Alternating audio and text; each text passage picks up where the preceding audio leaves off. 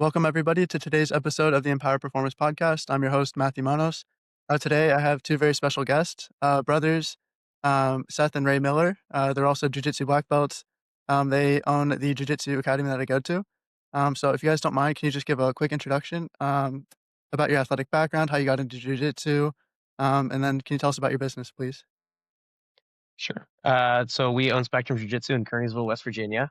We're both black belts under Daniel Gracie. We started uh, training in martial arts probably close to 20 years ago now. Um, Honestly, the thing that got us into it was playing video games, specifically Metal Gear Solid 3. We wanted to do like hand to hand combat stuff. And so our mom found like a traditional martial arts school that we started with, and they did some grappling within that and kickboxing and striking and all that. In 2015, when I graduated from college, we decided to start our own gym. And when we first started, it was just like a mixed martial arts gym. Um, so we weren't specifically jujitsu or anything like that. Around 2021 is when we switched over to being Spectrum Jiu Jitsu. So a full, just pure jujitsu gym. That was our main focus. Um, and so since then, we've obviously gotten our black belts. We got our black belts just a couple weeks ago. So it's been Mhm. a super exciting adventure over these last 10 years because we had our 10th anniversary in August. I'll That's add awesome. another big part of this journey was we were both trained as educators. So Okay. I was actually a school teacher for 7 years, and Ray went to school similarly for elementary education. Um, and like in my third or fourth year of teaching, I was like, Ray, we got to figure something else out. Like this is really, really difficult. And specifically working in the public school system was extremely challenging and it wasn't fulfilling in the way that I was hoping for. So Mhm. Ray and I kind of took our skills at teaching in a classroom and brought it onto the mats. It's interesting you say that because I was a college soccer player, and then when I graduated, I wanted to become a coach, and I enjoyed coaching high school. I found that the parents weren't overly involved, and the kids wanted to be there, but then I got that doesn't pay anything, so I went into club coaching, which also doesn't pay very much. And I was working with a lot of kids who didn't really want to be there, and the parents kind of forced them to be there on a cold, November morning when they would rather be sleeping in or playing video games or something like that. And the parents were spending a lot of money and had all these big expectations. And so I was like, I love the sport, but I just don't love this side of it. But I loved coaching. So I thought, how can I still stay in the realm of coaching? Personal training and kind of like performance coaching, working with athletes and all that was kind of like an adjacent but similar thing. So I was gonna ask actually, you guys do such a great job educating. I've watched some of your YouTube videos even from many years ago. Um, I'm sure that your education background comes into that. I remember you used the term pedagogy. Did I pronounce that correctly? You're talking about using pedagogy, and you're also an ecological jiu-jitsu gym. Can you explain your teaching style and how that's, been impacted by your backgrounds in education? Yeah, so I think the main part of the education background deals with classroom management, especially when it Mhm, comes to the kids' classes, because that was our specialty was elementary education. So having that knowledge and that background has really assisted us in building a pretty sizable kids program. mhm, I think that's one thing that really differentiates us from other gyms is the fact that a lot of our focus, especially in the beginning, was on our youth program, just because we kind of wanted to plant those seeds and build that foundation of growing these students into long lasting members of the gym. And the environment that we try to cultivate in the kids program, but also in the adult program as well, is mainly focused on just skill development. Right, that's our goal. Right, we're not in there trying to have people, do CrossFit workouts. We're not in there having people, trying to have them do things that aren't related to jujitsu. That's mhm, always been our main goal. We've really tried to like take out things that aren't necessary, with things that we don't feel are super necessary, that you might see in like more traditional jujitsu gyms, and just really laser focus into what's the best way to get good fast. mhm, Not that they are necessary, but that people should do those things on their own time. And mhm, we should specialize in what people are here to do. So rather than doing like vigorous workouts, which are definitely good for your jujitsu, it's something that you can get a better resource for elsewhere. Whereas what we mhm, provide, we try to focus on 100% so that people can really specialize with their time. And, Mhm, I would say like every coach has their own way of teaching.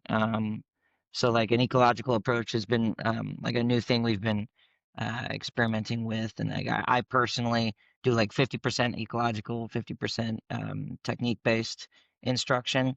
And I think it's good to give students different tastes of instruction styles. So different coaches will pace things differently. Different coaches will focus on different areas.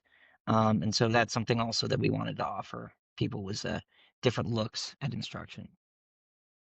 if you were to describe ecological to somebody who's never, um they don't know what the word means or how it applies to jujitsu, how would you do that? It is just the idea that you get better at what you love by doing what you love. That's the easiest way to think about it, right? Mhm, You interact with the people in your environment for the goal of getting better at the sport or the task that you're trying to accomplish, right? And the best way to do that is by just doing that task, right? So instead of shrimping up and down the mat, which isn't that directly related to a grappling match, right? We're going to mhm, put people in a scenario where they get to practice the actual skills and systems that are needed to develop their grappling. mhm. I would say that, it's kinda like a constraint-led approach. For anyone who doesn't know, if you were to give an example, you've done somewhere, it's you start from a certain position, and you have win states. So it might be someone starts, chest to back, and then you say you have to escape, or the other person is hold on as long as possible. You have all sorts of different games like that. In my profession specifically, I find that, there's 3 main kinda learning styles. It's auditory, visual, or kinesthetic. Visual is the easiest, you just demo once, and then people kinda pick it up. Auditory, you kinda have to learn to speak their language, and I was gonna get into this with you guys specifically. And then kinesthetic, I find is a very challenging thing, but then you find ways to use actual constraints. If you want someone to squat to a certain depth, for example, you put a little box underneath them. You say, "Make your butt touch the box every single time," and it kinda simplifies as opposed to saying, "Do what I do," or you tell them 2 inches lower. That's the one that Um, I need help on, man. My squat's terrible, so you got to yeah, help me out with that. I can help you with that. But I was gonna say, you guys teach so many different ages, so many different backgrounds.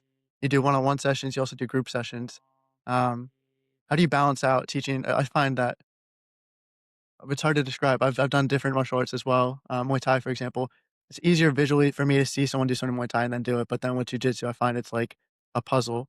I see you guys doing this, I try to tell myself, "Oh, they're doing this step, this hand goes there," all that stuff, then you actually have to do it, and it very much is a feel-based, martial arts. I imagine kinesthetic is very important for you guys, but you still have to demonstrate to a group with auditory and visual cues. So how do you guys kinda balance that out?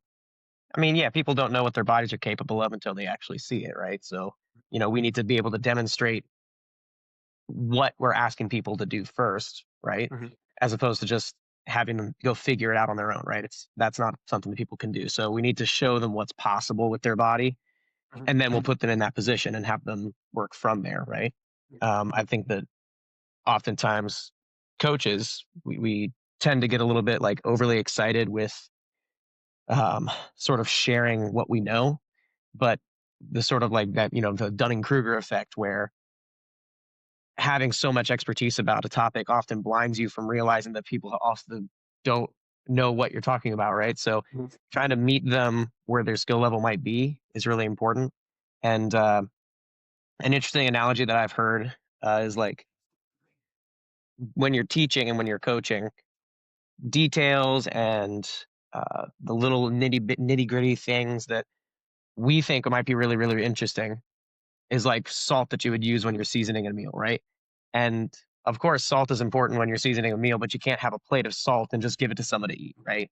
You have to be able to give them the meat and potatoes, give a little bit of seasoning here and there, and then let them kind of feast on it and then grow. And then they learn things. And then they also gain new things that they want to learn more about, right?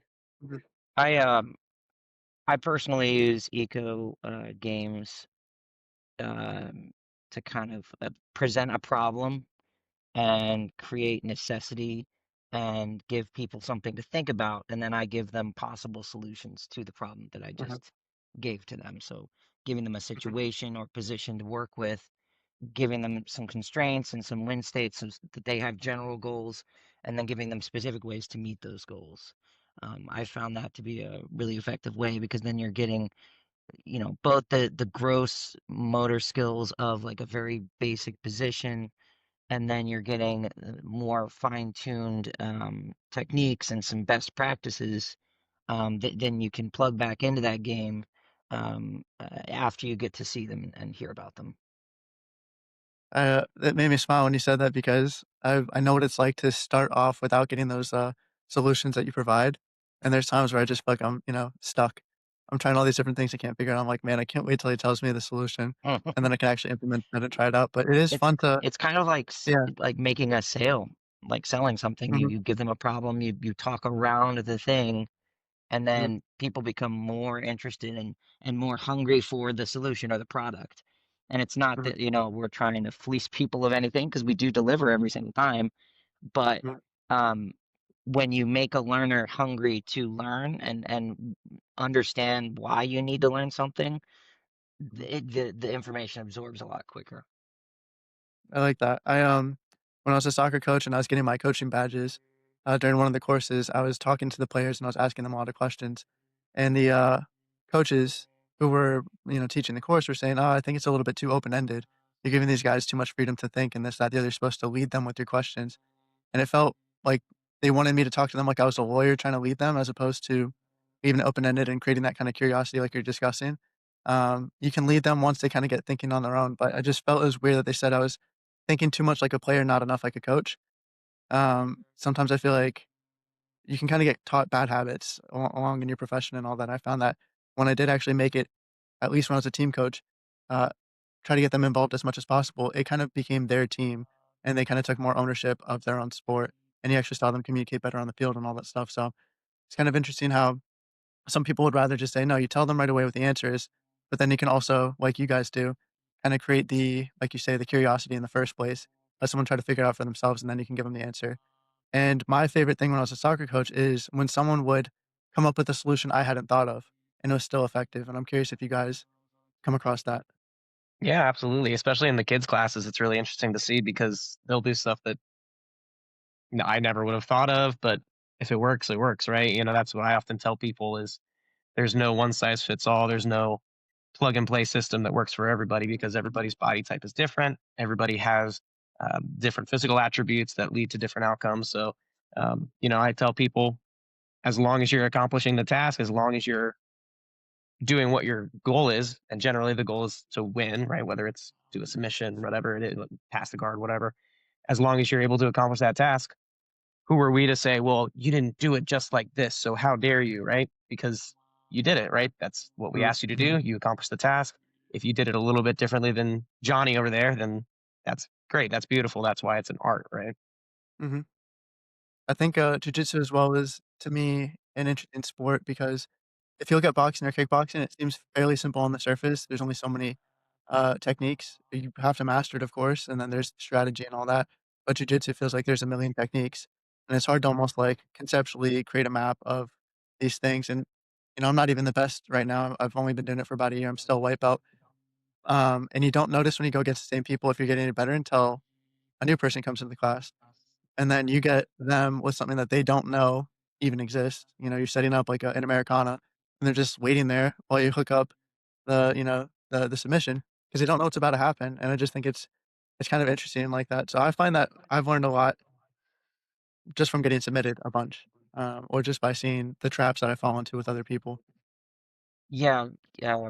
Ray and I did a little bit of striking. Well, I mean, like we did striking stuff for like 8 years or so, honestly, with our traditional martial arts background.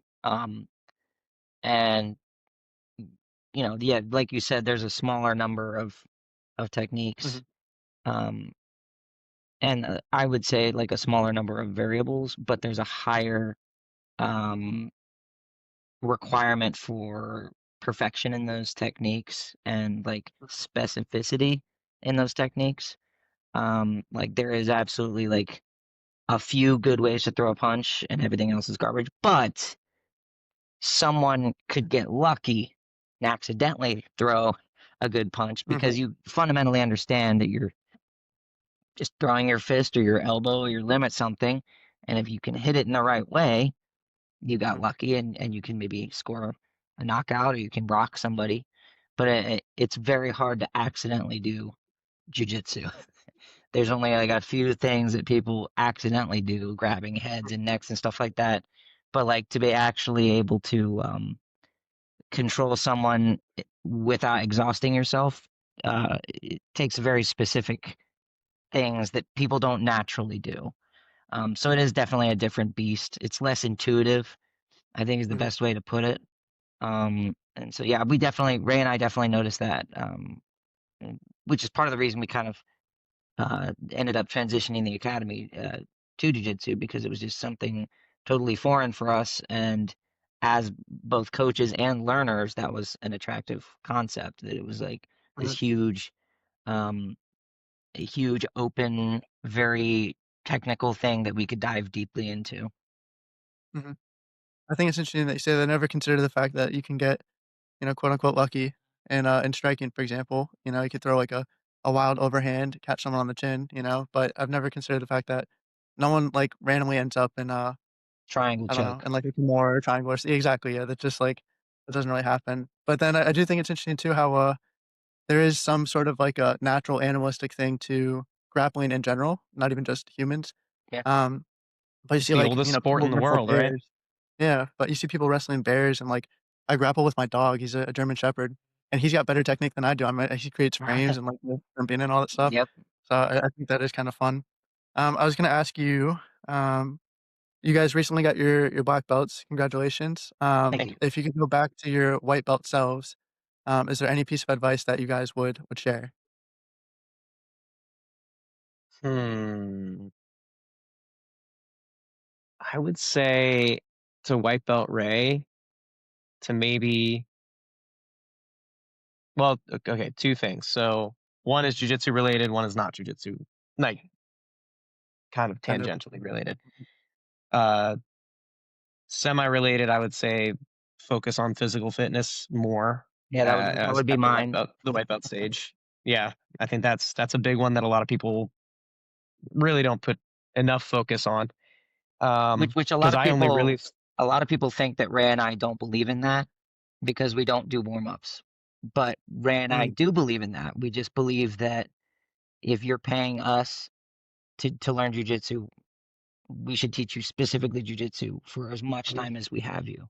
So, mhm, to everyone who's watching, we do believe in physical fitness. Ray and I work out. We hope our students work out and stretch and stuff like that.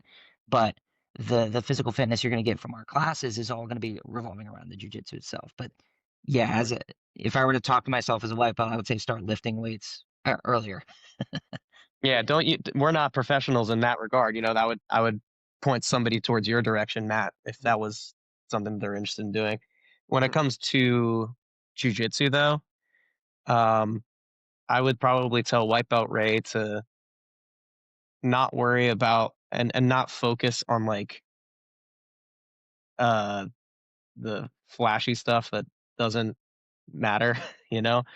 And I don't really like using the word like fundamentals or like the basics because what is basic? Who's to say what's basic and what's not? I think, mhm, you know, grappling in general is nothing but fundamentals, right? Essentially. But I would say that at white belt, I was trying to emulate certain types of jujitsu that just weren't for my body type. Like a big inspiration in the beginning for me was like Marcelo Garcia, but that guy was like, he still is, he's still with us. Thank goodness he beat cancer, so that's cool.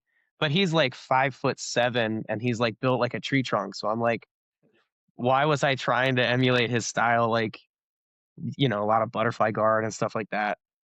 And also just like I was trying to do stand up, but it was just like an ugly amalgamation of like judo that I didn't know. And then like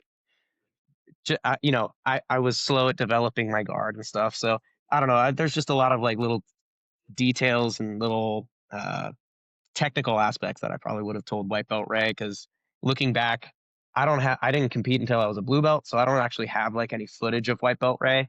The only mhm, footage that I have is me rolling with one of our good friends, me and Seth. His name is CR. Shout out to CR because he was a huge inspiration for us.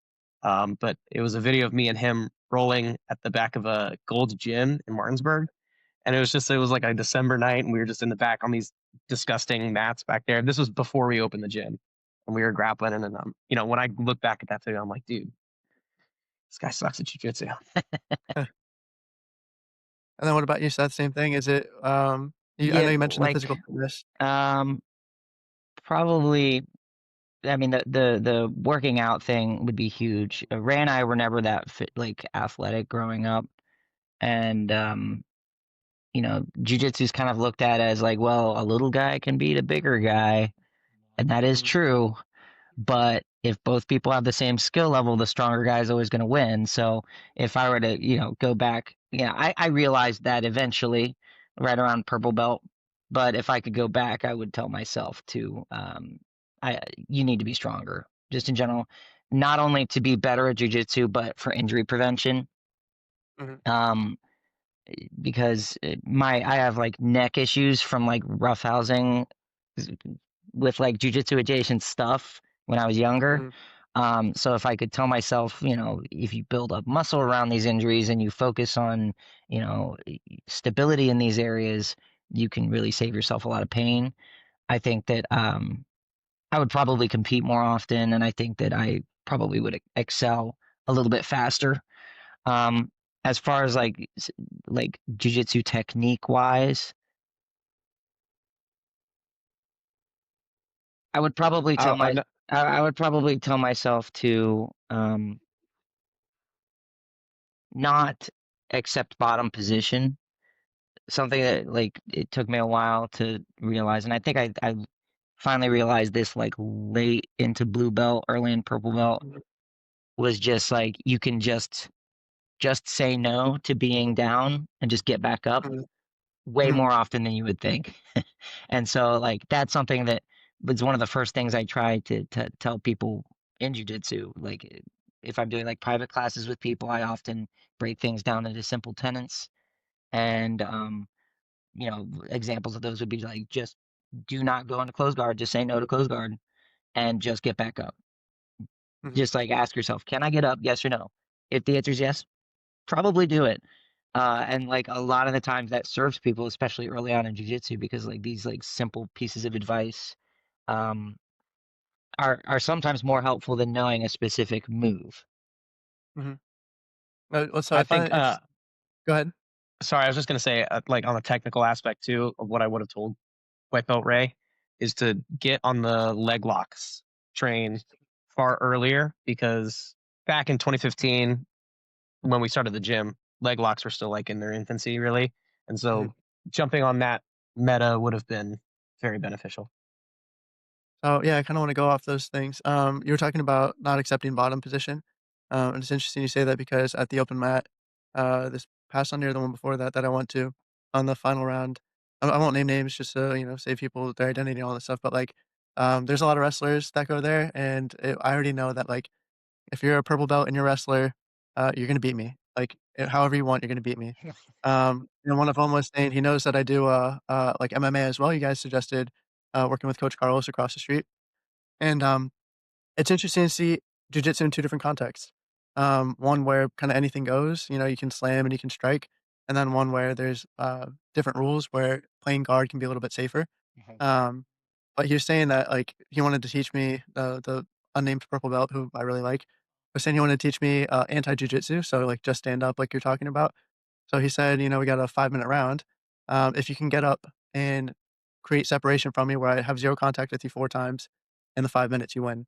And I only did it once. I stood up maybe 4 times, but I didn't create that full separation where, in theory, in, like, an MMA context, I could go back to striking, Hmm. or in a self-defense situation, I could run away if I needed to. And I just found that really interesting because it was the same thing where sometimes people look too much to submit from their back or to sweep, and, yeah, there is that option like you're talking about of just standing up and resetting.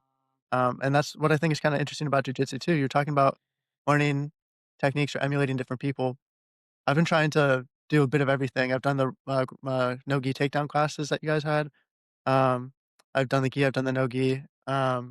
I've tried being a little bit more on my feet. I've tried being a little bit more on top, trying to be more on the bottom, um, just to understand all the different areas and see what am I good at, what works for my game and all that. But then you also have to think, what am I learning it for? Um, the main reason why I got into this was like self-defense.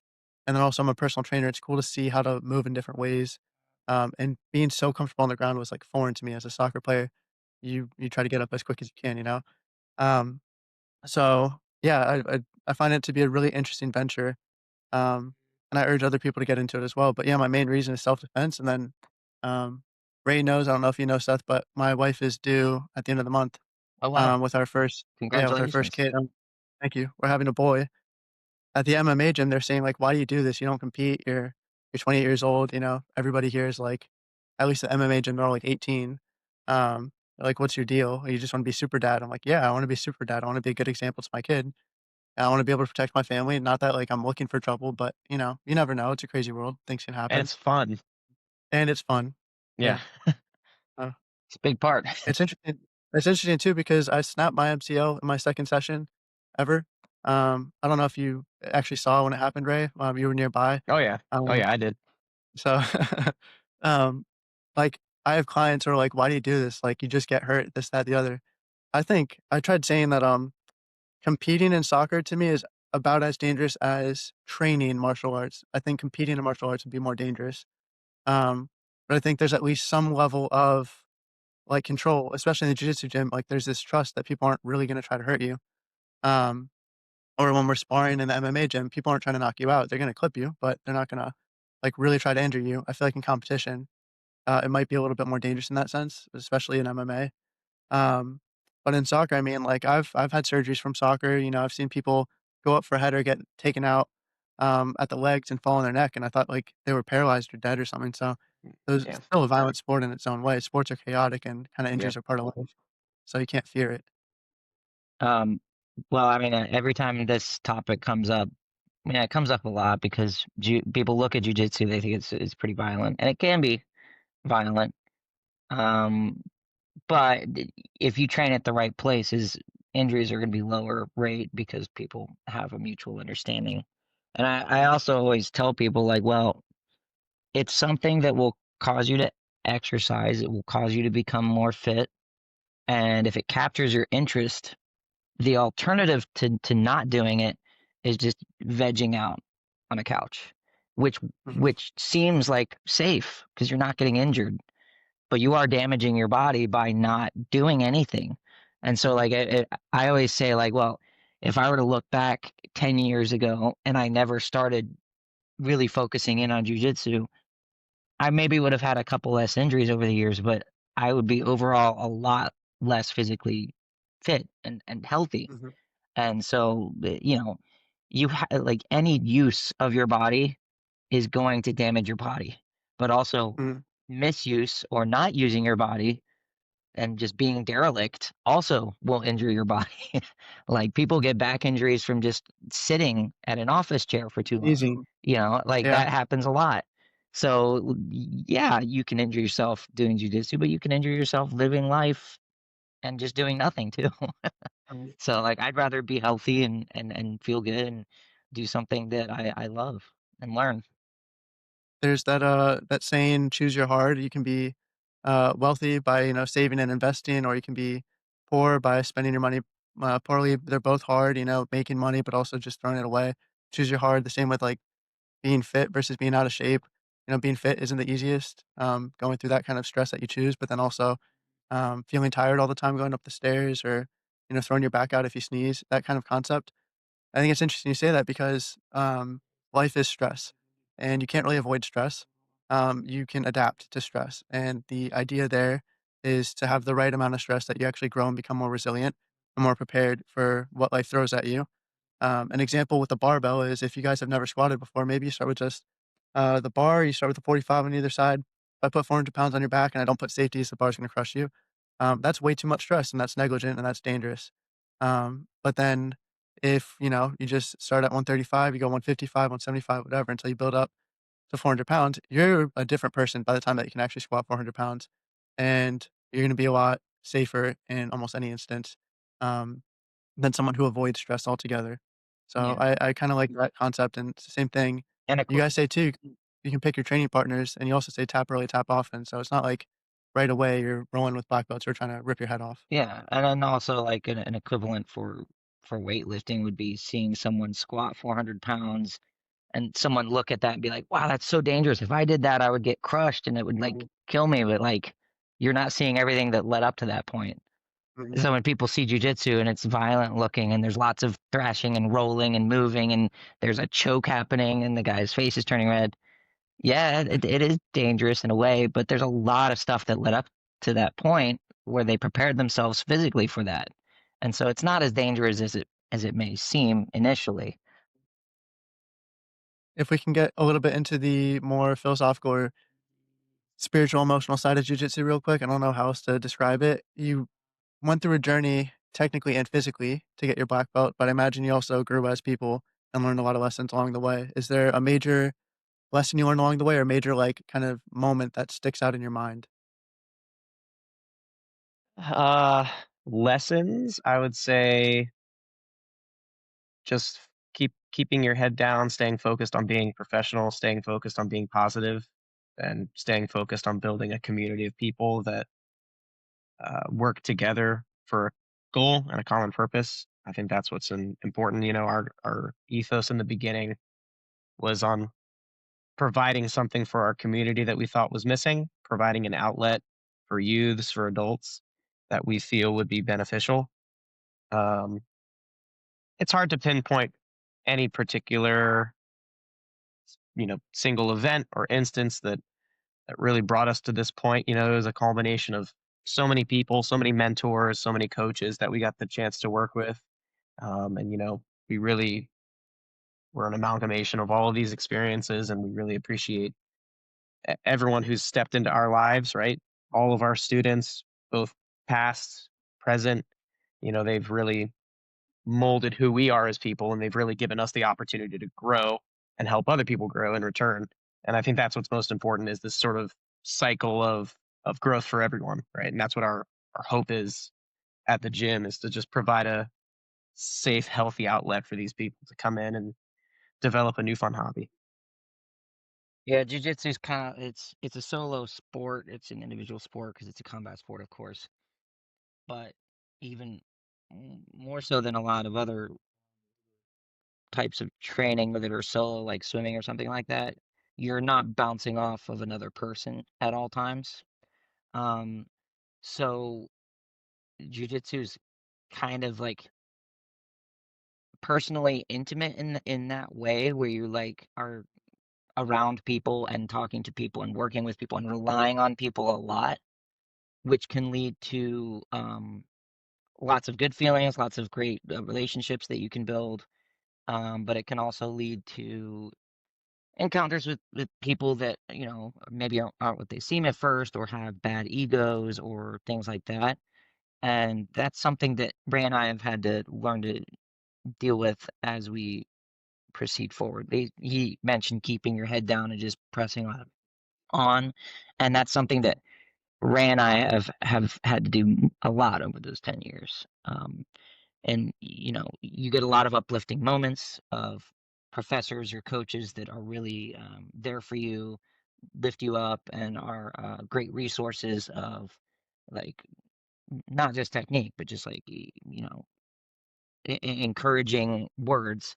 And then you also have moments of upper belts and people who you've trained, people who you've spent sweat and blood on to try to help improve, who kind of fall short of what you expected.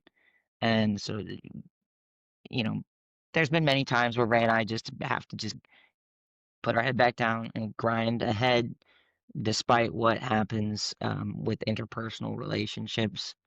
Um, you know, jujitsu, unfortunately, is kind of like a tribal thing to some people. Um, and it took Ray and I a little while to understand this kind of like weird gang mentality that some people have where like, oh, I train here, I don't train over here, and like I mess with these people, I don't mess with that people, or if you teach like that, then I don't like you, and very, I guess it's just because it has this kind of like glue effect with the people that you work with often. Um, some people kind of get more of like a cultish mentality, which is something Ray and I have always tried to avoid at our Mm, academy. Um, but that is something that we can help try to help our people not fall into. but it can rub off onto um, you as a school or onto your students in negative ways. So Ray and I have had to really learn to not cope with that, but learn to like understand it thoroughly so that we can navigate it. I think It's interesting. the Uh, only thing that really you can control or we can control as jiu-jitsu coaches, as business owners, is the quality of the product that we're offering. mhm, Everything else, it it's not really worth our time to worry about, right? You know, what people might be thinking or saying about X, Y, or Z, at the end of the day, what matters is, are we giving the best possible product to our community? mhm. You know, everything else doesn't really matter, right? As long as we are happy with the value we're providing, and as long as our students are happy with that, then we're in moving in the right direction. It's, along the lines of, controlling the controllables. If it's something that's out of your control, why worry about it? Why stress about it? So you guys are saying that you guys can't control every single thing, but you can control how you show up every single day, and what you provide. You're also talking about, like, cultures of gyms and all that stuff.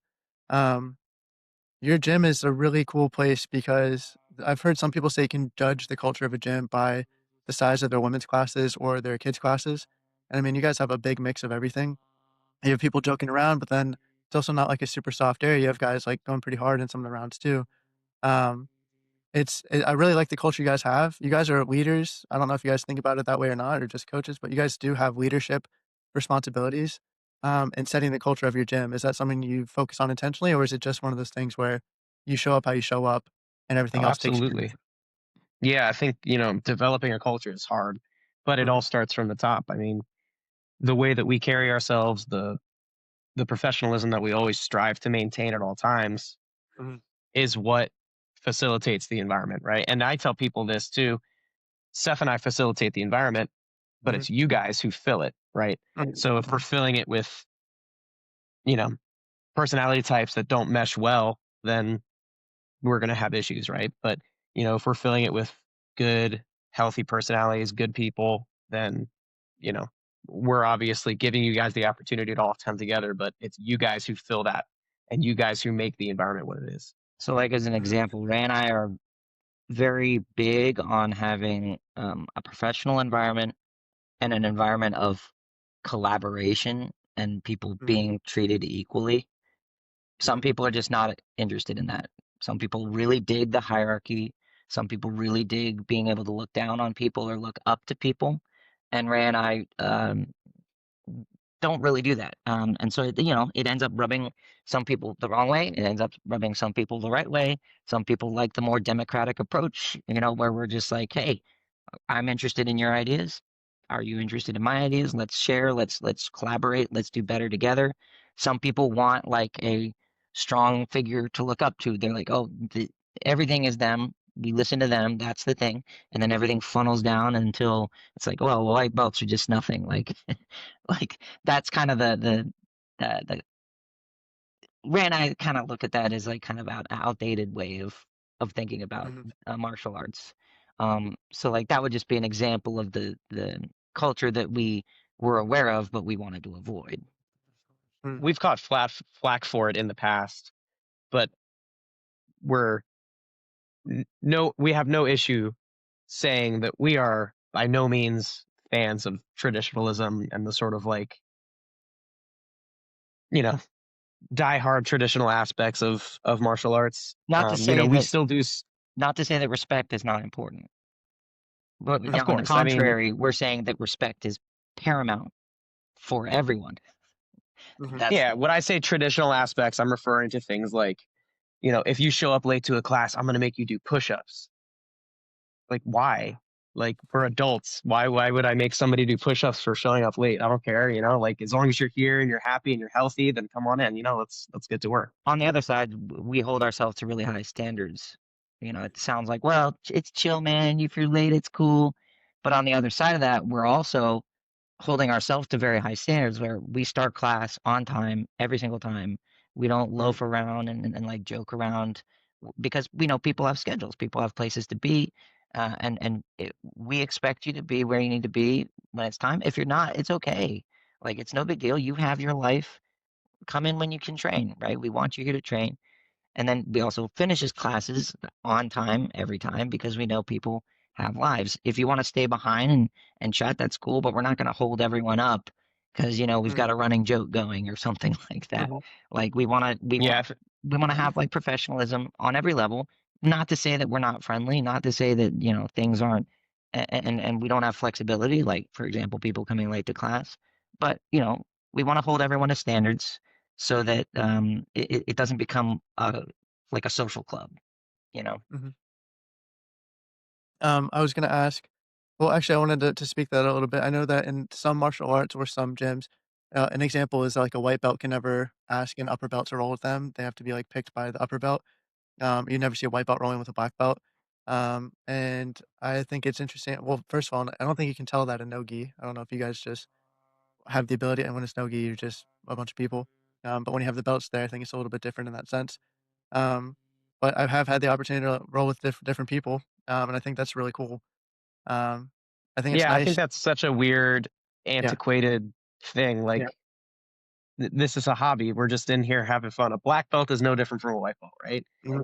We're just people. Let's just, if you want to roll with me, then come on, let's roll. Like, I'm not going I to get offended that you want to roll with me. That's yeah. silly. If anything, it's a compliment. I'm happy that you want to roll with me. And Mhm, thankfully, I think that that's pretty uncommon nowadays, especially in the United mhm, States. mhm, I would hope. I've not heard of it happening much recently, um, mhm. but you know, different people do different things, and that's fine. I was gonna ask you guys wear a lot of hats. You guys are, family men. You guys have a business. You guys compete. You guys do all sorts of different things. How do you balance everything? Carefully. Yeah. It's just, I'm very, S- Seth will Seth will agree on this. I'm very uh, regimented and scheduled.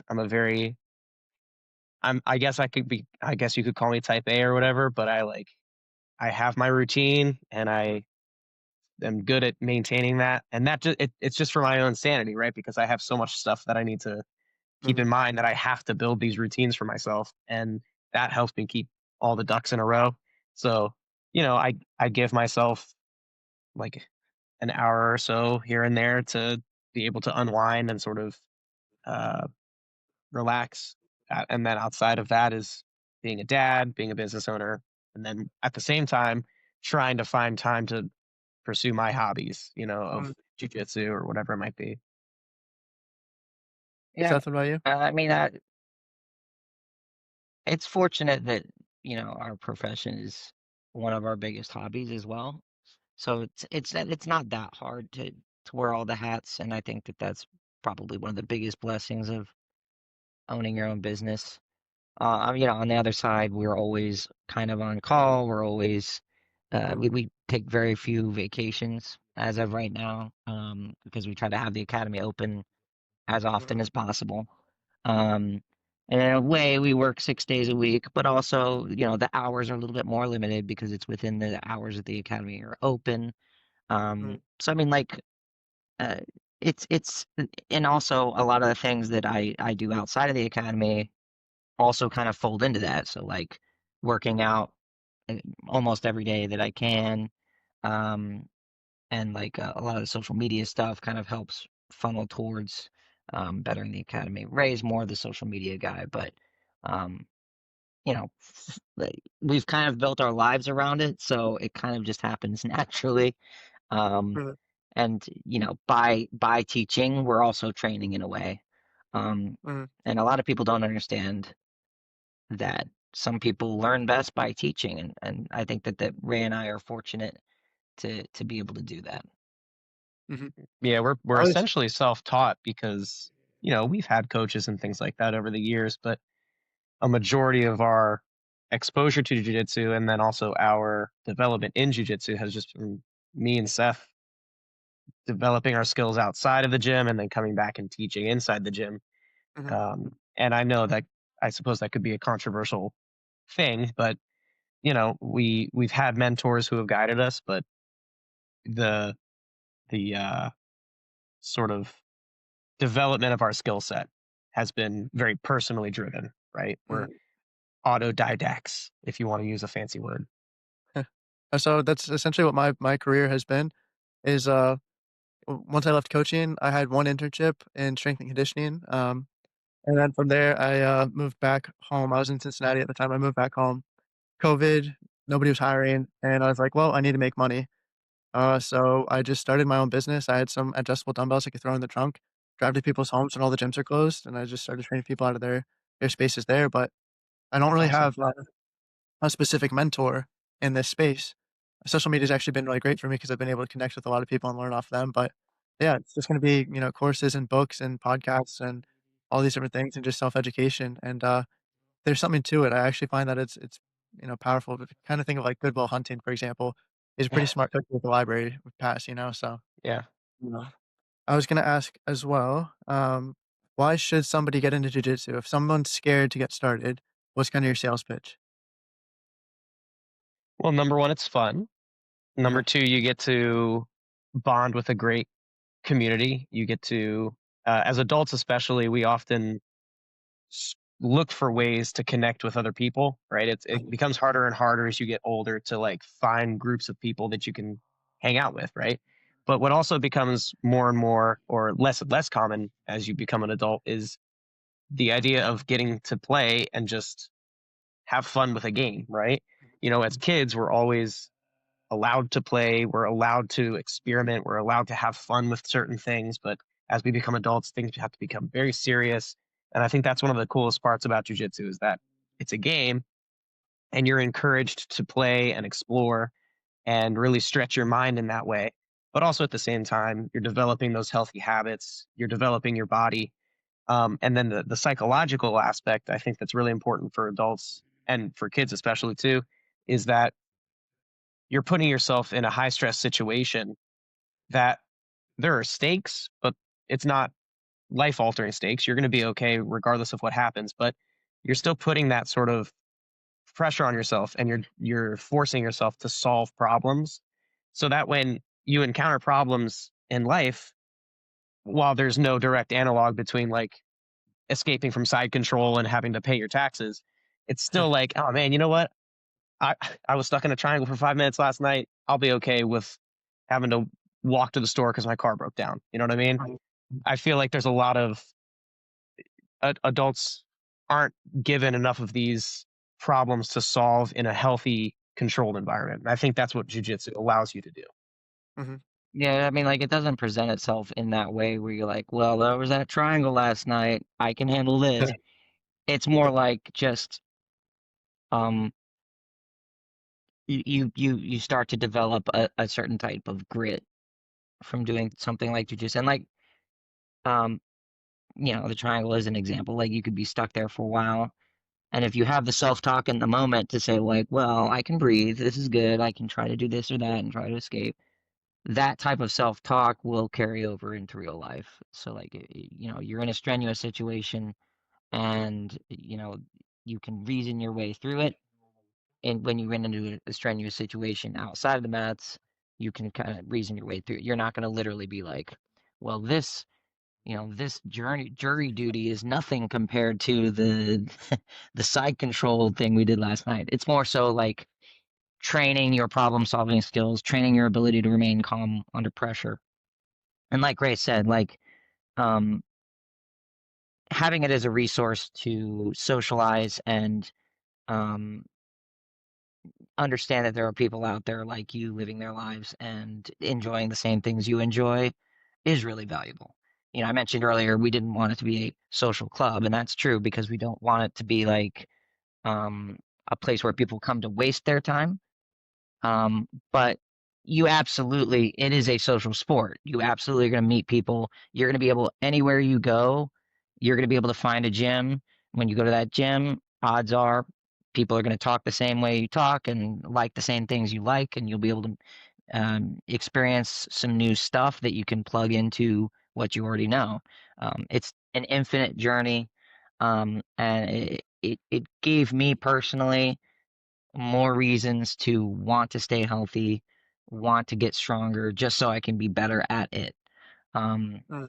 So I think it's it's definitely a humbling journey and it's also an empowering journey. Can I say something actually kind of going in the opposite direction though of why you shouldn't do jujitsu? Okay. If your goal is to use jujitsu as a replacement for therapy, Oh, please don't please don't come to jujitsu. Jujitsu is therapeutic. mhm, It is healthy for you, for your mind and your body, but don't come to jujitsu thinking that it's going to replace therapy, right? If you need mhm. therapy, go to therapy. Don't come to a violent sport thinking that that's going to heal your broken heart or mind or something like that. So please separate those two. Come to jujitsu because it's fun and therapeutic. Go to therapy if you need to actually talk to somebody and get that help you need. There's the meme of the 40-year-old divorced, like, brown belt dad just Yeah, taking out his issues in the gym and all that stuff. I think that's kinda funny, and, my wife will appreciate that you said that because she's a therapist, so that's a good sales absolutely. pitch for her. What I was gonna say is I found it interesting that you talked about how it helps you cope with stress, but then also play, and playing kind of as an adult is not really a thing. You don't see adults going to playgrounds or something like that, so this is kind of a safe space to try new things. I find myself laughing a lot in the gym, um, which I think is kind of like people don't understand it. Um, yeah, it's not always fun, sometimes someone's crushing their, breastplate into your nose and it hurts, but then there's sometimes where, it's not so bad and you can laugh and Just turn try your new nose. things. Just don't be there anymore. Yeah, just trying a little bit, but along those lines, one of the guests that I had on the podcast, the other jiu-jitsu black belt, Alex Sterner, he's also a strength coach, was talking about, like, aging. And he's saying that he thinks that people become old when they are no longer willing to try new things, when they're not willing to, like, suck at things, and you guys have 2 young kids, and they're kind of gonna be bad at everything because 'cause they're not old enough to be good at anything yet, Mhm. but they still, like, explore and smile and have fun and try those things, and you're saying to be able to keep that spirit, jujitsu is good for that, and I agree, I do think that that's, an underrated part of jujitsu, and combat sports in general, but jujitsu I think is a little bit safer for someone to do at 70 than, boxing, for example. And I've also seen some people I saw a video the other day, a guy who, won a jiu-jitsu tournament, he's 70 years old. He would look like he's 50. He's in such great shape mentally as well, so I think that's a good sales pitch for it. Absolutely. Some people Um, also want to learn how to fight, but they don't want to get hit in the face. And so well, yeah, jujitsu is good for but that. then they have what is the slap jiu-jitsu called? Like, they allow slapping? Combat jujitsu. Combat jujitsu. Yeah. Yeah, so, um, if someone wanted to learn jiu-jitsu as quickly as possible, I know that's probably a question you guys hear a lot, but how should they prioritize it? Mat time, but more so than mat time, goal oriented mat time. Go into a training session with a goal, right? Don't go into it just being like, well, I'll just do whatever, whatever the coach says. That's I guess I'll do that and then go home and not think about it, right? Mhm, You gotta go in with a goal. mhm, It could be something big, it could be something small, but have a goal, set a goal for yourself. And just like any sport or hobby, study it outside as well, right? Like we encourage our students to do that all the time. Like don't just do jujitsu for the 1 hour that you come in for the week and then that's all you think about for the rest of the week, right? You don't think about anything jujitsu related, right? When you go home, you can research, you can look up different videos, you can look up different athletes. So I think just that dedicated mat time, goal focused mat time, studying outside, but then also, uh, I'm not going to say the competition is like the way to improve the fastest, but it's just gonna it's just gonna take your focus and really narrow it down into competitive skills, which will develop into being better at jujitsu, right? Because you're focusing on the things that it takes to be good and win in a jujitsu context, right? So like I don't tell people that they have to compete. I don't think that you have to compete unless you want to, but it is good for your development because it gives you a direct comparison in almost a perfect sense because you're going to be facing someone your weight, someone your belt, someone your age. So it's as close to a mirror image of yourself as possible. And so that's a great way to sort of test your progress. So you mhm, can use competing almost like a measuring stick to see how you're doing. mhm, Um, so I would say that those would be some of the things that you should look for if you want to get good at jiu-jitsu fast. Mhm. Yeah, I would go off of what you were saying there about studying outside. Like, there's only so much we can do as your coach. I think Ray and I do a great job, not to pat our own backs. I think we do a great job, but the people who excel the most at jujitsu are the people who clearly have a passion for it outside of the academy. And so, like, a lot of coaches will often say, like, well, don't look at YouTube, don't look at Instagram, don't try to do your things you saw online. But I say find what makes you passionate and what interests you and bring that into the gym. That's part of our culture at our gym is like do whatever makes you interested in it, focus in on that, and we will try to help you with that. So I would say like coming into open mats and stuff is also a really good thing that it's very underrated. A lot of people don't do because Mhm. then you can kind of focus in on what you want to do and train with not just the purpose that the coaches are giving you, but train with the purpose that you're giving yourself for that day and say like, well, I want to work on my guard. So whenever I roll, I'm going to make sure I'm playing a bottom position so that I can work on this, that, and the other thing. Um, and then, Ray was saying like competing's really, really good for you. I always tell people that, you don't have to, but you should at least once per belt level if you can. Again, it's not required, but a lot of the times competing actually becomes the thing that someone's passionate about. You Mhm. don't know until you try. Sometimes it's not. But regardless, you're going to have results that you can look back on and data that you can look back on that'll help inform your training. Mhm. On the topic of competing too, something interesting that I've come to the conclusion of is that competing, in my opinion, is almost the purest example of self-defense that you can get without literally going out and trying to pick a fight in the street, right? So when people come in asking that, they're like, "Man, I don't care about that whole sports stuff. I just want to learn how to defend myself."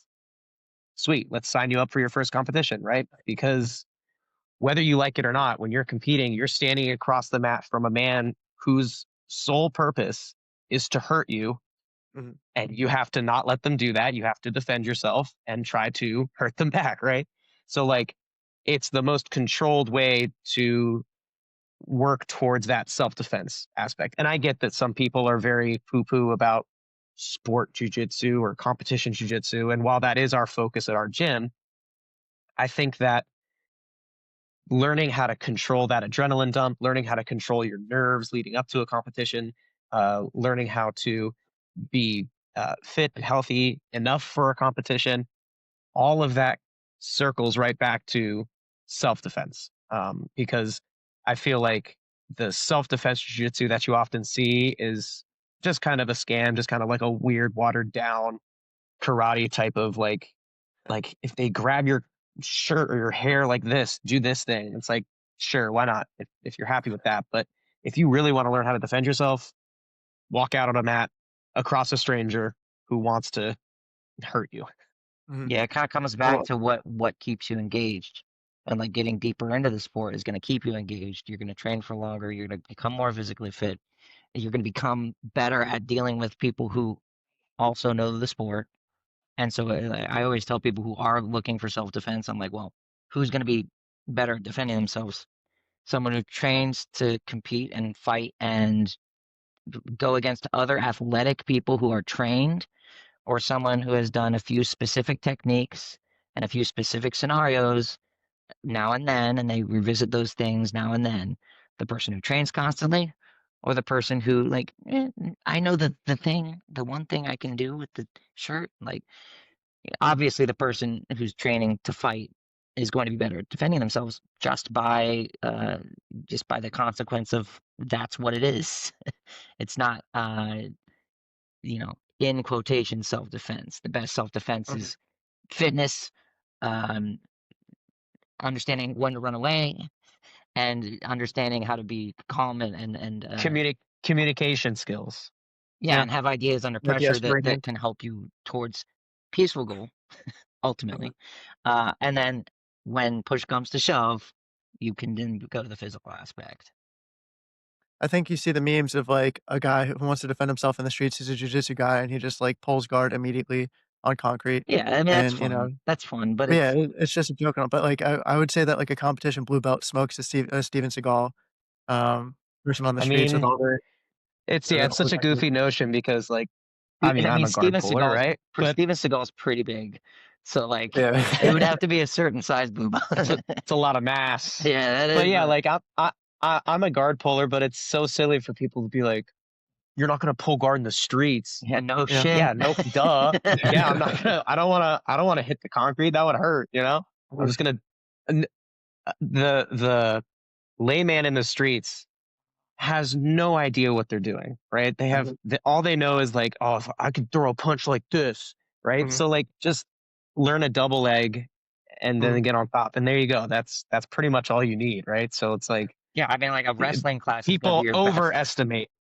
I would say a wrestling class is gonna be your best self-defense because mhm, that's Yeah, just people turning the ground. overestimate their fighting skills. It's turning the ground into your weapon, like, even more yep, so than jujitsu. I mean, like, if you want to, like, we have a takedowns class. You get really good at takedowns, that's probably the best self-defense in my opinion. mhm. I was gonna ask, a little bit different, I'm just wrapping up, but, if you could roll with anybody in history, who would it be? Did like jujitsu related person or just like Yeah. any historical Actually, figure? we'll do both. Oh, I'm gonna Winston. choke out Hitler, bro. I'm gonna heel hook him, blow his knee out. Um, so if it's like a That'll show him. person, yeah, that'll show him. If it's like a jujitsu person, my my greatest of all time is Rafa Mendez. Mhm. So he would be the person that I would love to get completely beat up by. Uh, yeah, and Seth, do then you have Hitler. anybody? I would want to beat up Hitler. That'd be super cool. Uh, my wife's laughing in the other room. I don't know if you can hear it. Yeah, the Mendez brothers are always a big inspiration for Ray and I. That would be a lot of fun. Oh, But it's funny though. I mean, if you say any of the greats would be the number one goal, like rolling with them would probably be like a huge joke for them. Oh yeah, of Like, course. Yeah, I mean, it would just like be that's the like thing is we'd be like, like white belts for them, you yeah, know? like anyone you like, there's a good role is where both people are like kind of evenly matched. It would be cool for us. It would be kind of lame for mhm, them. So like, This is something that I sometimes tell students that, and it's hard for them to really realize it. Like the levels to jujitsu are so insane, right? mhm, Because we like jujitsu is a very small sport, all things considered, right? Like we have the ability to go and train with these all-time great jujitsu athletes. It would be like the equivalent of somebody going and just getting to play a game with Michael Jordan, right? But like you can go to one of these guys' gyms and you can train with them. But the levels are insane because we're black belts, right?